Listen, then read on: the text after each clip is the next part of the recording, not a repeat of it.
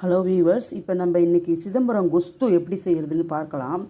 1/4 kilo கத்திரிக்காவை நீல வாக்கில் நறுக்கி வச்சுருக்கேன்.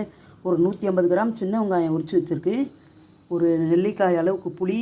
இது வந்து மேல் பொடி, அது போடுறதுக்கு மிளகா அப்படி இருக்குது. அது வறுக்க தேவையான 2 ஸ்பூன் கடலப்பருப்பு, 1 ஸ்பூன் உளுத்தம்பருப்பு, 1/4 ஸ்பூன் மிளகு, 2 ஸ்பூன் தனியா, அப்புறம் இது ஒரு 6 காஞ்ச மிளகா.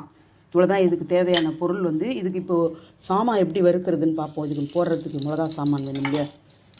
அடுப்பில் வாணலி வச்சு கடாய் காஞ்சவுடனே ஒரு பெருங்காயத்துண்டு அதில் போட்டு நல்லா வறுபடட்டும்.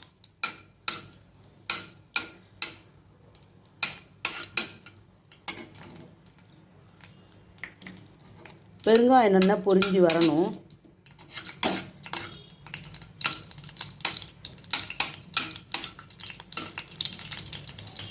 பெருங்காயம் பிரிஞ்சுட்டு இந்த சாமானை அதில் போட்டு வறுக்கணும்.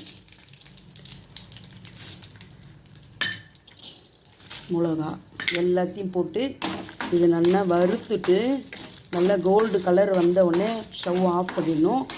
ஆறினோடனே இது கொஞ்சம் மிக்சியில் போட்டு கொரன்னு அரைக்கணும். நெய்ஸாக அரைக்கக்கூடாது. கொரன்னு அரைச்சிட்டு அந்த நம்ம காமிச்ச புளியும் நல்லா கரைச்சி புளி கரைச்சலை எடுத்து வச்சுட்டு உங்களுக்கு நான் காமிக்கிறேன். அடுப்பில் வாணலி வச்சு 50 கிராம் நல்லெண்ணெய் விட்டுருக்கேன். கடுகு போட்டு அது பொரிஞ்சுட்டு இருக்கு. அடுத்தது கடலைப்பருப்பு, உளுத்தம்பருப்பு போடணும். கொஞ்சம் அது வறுபடட்டும். இது கருவேப்பிலை.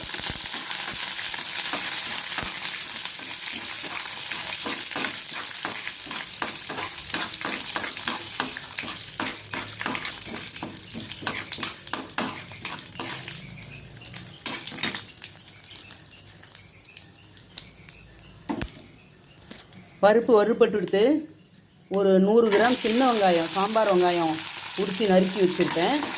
இது ஆக்சுவலாக சாமிக்கு நைவேத்தியம் பண்ணுறதுனா அந்த வெங்காயம் போடக்கூடாது. நம்ம சாப்பிட்றதுக்கு வேணும் அப்படிங்கிறதால வெங்காயம் போட்டிருக்கேன். இது வேணும்னா போட்டுக்கலாம், ஆப்ஷன் தான் இது. இல்லைன்னா அவாய்ட் பண்ணிக்கலாம். இது வெங்காயம் நல்லா கண்ணாடி பதம் வர அளவுக்கு நல்லா வதக்கணும். இதில்